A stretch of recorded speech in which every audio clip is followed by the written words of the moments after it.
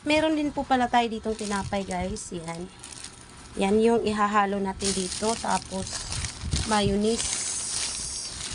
Mag-ano tayo ng mayonnaise guys. Dahil hindi na kasya yung budget ng mother nyo guys. Ito po yung binili natin guys. Yan. Maliit lang po na sachet guys. Nabuksan na. Yan. Tapos guys, lalagyan natin siya ng ito guys. Oh. Ayan. Diba? Ayan, guys.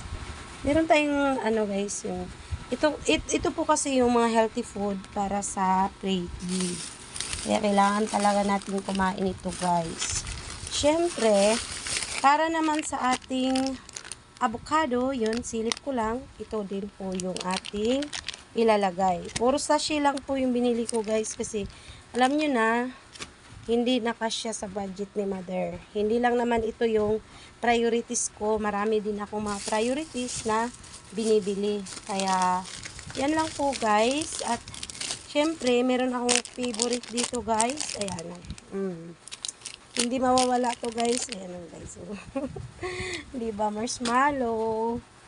Yan guys. Yan lang. Puros pagkain lang talaga yung trip ko guys.